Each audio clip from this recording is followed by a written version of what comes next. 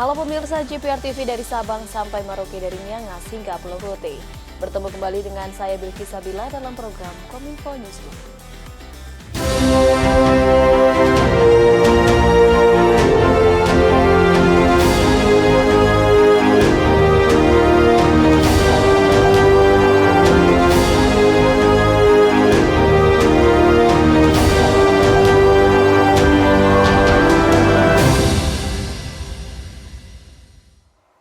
Pemirsa, inilah Kominfo Newsroom selengkapnya.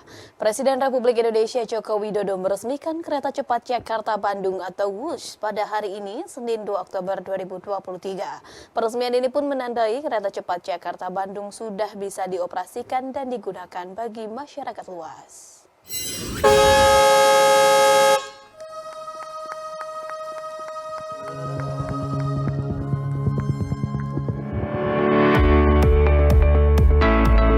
Presiden Republik Indonesia Joko Widodo meresmikan kereta cepat Jakarta-Bandung pada hari ini, Senin 2 Oktober 2023 di Stasiun Halim, Jakarta Timur. Dalam sambutannya, Presiden mengatakan kehadiran kereta cepat Jakarta-Bandung ini menandai adanya modernisasi transportasi massal di tanah air yang efisien, ramah lingkungan, dan terintegrasi dengan moda transportasi lainnya. Kereta yang diberi nama dengan WUSH ini merupakan kereta cepat pertama di Indonesia dan Asia Tenggara yang memiliki kecepatan mencapai 350 km per jam. Lebih lanjut, Presiden menyampaikan Indonesia tidak boleh takut belajar dan mencoba hal-hal yang baru, seperti halnya kereta cepat Jakarta-Bandung tersebut, dan berpesan agar pemerintah tidak alergi terhadap kritik untuk kemajuan bangsa dan negara terhadap perkembangan infrastruktur di masa mendatang. Keberanian kita mencoba hal-hal yang baru memberikan kepercayaan, memberikan kita kesempatan untuk belajar kepada anak-anak bangsa, dan akan sangat berguna bagi masa depan, membuat SDM kita semakin maju dan bangsa kita semakin mandiri. Saya rasa itu yang ingin saya sampaikan, dan dengan mengucap Bismillahirrahmanirrahim, kereta cepat Jakarta-Bandung, WUSH, saya nyatakan dioperasikan. Sementara itu, Menteri Koordinator Bidang Kemaritiman dan Investasi Luhut Binsar Panjaitan mengatakan awalnya banyak pihak yang pesimistis bahwa proyek KCJB akan rampung. Namun, kendala itu akhirnya bisa teratasi dengan dukungan banyak pihak, baik dari pemerintah pusat, pemerintah daerah, dan konsorsium PT Kereta Cepat Indonesia Cina yang akhirnya bisa diresmikan dan dapat dioperasikan. Mengingat animo masyarakat yang tinggi membuat pemerintah kembali menggratiskan KCJB WUSH yang berlaku sampai dengan pertengahan Oktober mendatang. Luhut pun yakin dengan adanya kereta cepat WUSH ini bisa mendukung perekonomian khususnya antara wilayah Jakarta-Bandung dan bermanfaat bagi Indonesia. Melalui proyek kereta api cepat Jakarta-Bandung ini, kita mendapatkan berbagai manfaat bagi bangsa kita. Mulai dari terciptanya lapangan kerja baru, utamanya bagi masyarakat lokal, menghadirkan multiplier efek terhadap moda transportasi lainnya, atau kendaraan feeder, menciptakan pertumbuhan ekonomi di wilayah yang dilintasi oleh jalur kereta api cepat, serta terjadinya teknologi transfer yang mutakhir terutama di bidang konstruksi dan modernisasi sistem perkeretapian. Kedepannya kami berharap kereta api cepat Jakarta-Bandung akan mendorong masyarakat untuk lebih menggunakan transportasi umum dalam rangka mengurangi angka emisi karbon dari sektor kendaraan pribadi. Presiden Joko Widodo mengungkapkan makna dari sebutan WUSH, kereta cepat pertama yang dimiliki Indonesia berupa singkatan dari waktu, hemat, operasional optimal, dan sistem hebat. Nama WUSH sendiri juga mewakili suara lesatan kereta cepat dengan identitas visualnya yang dirancang secara lugas agar mudah dipahami oleh masyarakat luas.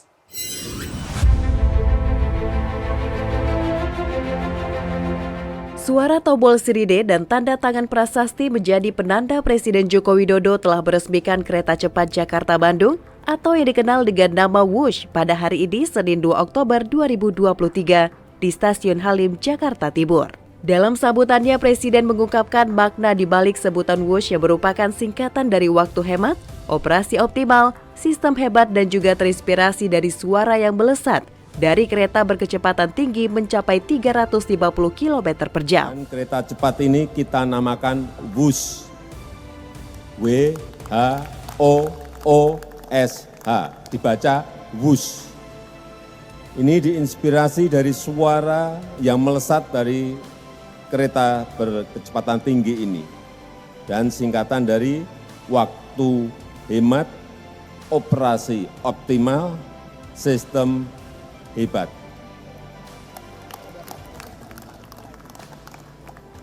Sekali lagi, WHOOSH, tapi bacanya WUSH. Selain memiliki nama yang unik, kereta cepat Jakarta-Bandung ini juga mempunyai logo dan jenama yang terinspirasi dari efek riak dari kereta cepat yang secara langsung menggambarkan manfaat berantai kereta cepat kepada masyarakat.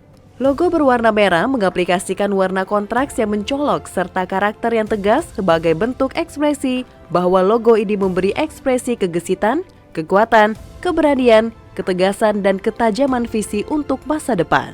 Secara garis besar, konsep rancangan dari nama Wush menggambarkan efek hempasan dari cepatnya laju kereta yang membentuk huruf W sebagai logogram menyimbolkan dampak lesatan kereta cepat yang luar biasa di benak publik. Hal ini divisualisasikan melalui prinsip desain yang selalu mengaplikasikan bentuk lekukan yang dinamis, struktur yang solid, dan garis yang selalu mengarah ke atas menggambarkan laju pertumbuhan yang terus meningkat. Secara keseluruhan, identitas visual yang dirancang secara lugas agar mudah dipahami publik, juga sebagai bentuk pesan yang ingin disampaikan bahwa kereta cepat Jakarta-Bandung akan membawa perubahan yang berdampak positif bagi kemajuan Indonesia. Informasi lainnya pemirsa, konferensi tingkat tinggi Archipelagic and Island States atau KTT AIS Forum 2023 siap diselenggarakan di Nusa Dua Bali pada 10 hingga 11 Oktober mendatang. Kementerian Luar Negeri menyebut forum ini menjadi cara Indonesia untuk dapat berdiplomasi di bidang kemaritiman dengan negara-negara kepulauan lainnya.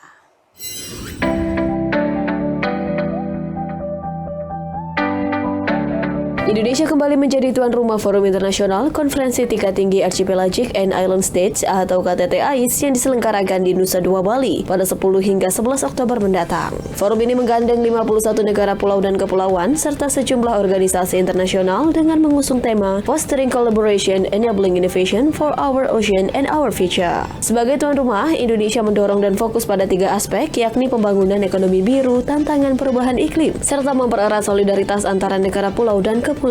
Menurut Direktur Jenderal Kerjasama Multilateral Kementerian Luar Negeri, Tritariat, KTT AIS 2023 menjadi bagian penting diplomasi kemaritiman Indonesia. Indonesia juga diharapkan menjadi inisiator dalam menangani isu-isu global terkait kelautan. Kementerian Luar Negeri mencatat hingga Jumat 25 September sebanyak 25 pejabat tinggi telah dikonfirmasi untuk hadir pada KTT AIS 2023. Terdiri dari 7 kepala negara pemerintahan, 6 wakil Perdana Menteri dan tingkat menteri, dan 12 perwakilan tingkat Menteri, Deputi Sekretaris Jenderal, Setara Direktur Jenderal maupun Duta Besar.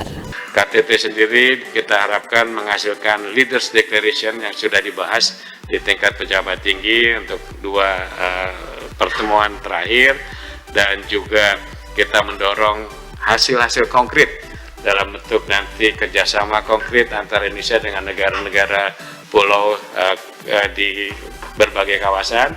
Beberapa pilot project sudah dilakukan baik di Fiji maupun di Madagaskar dan akan dikembangkan dengan negara-negara kepulauan lainnya. Kementerian Kesehatan meresmikan integrasi pelayanan kesehatan primer atau ILP yang bertujuan untuk meningkatkan pelayanan kesehatan nasional. Kemenkes juga mendapat dukungan dari Kementerian Dalam Negeri dan Kementerian PDTT terkait dengan peningkatan layanan primer kepada masyarakat.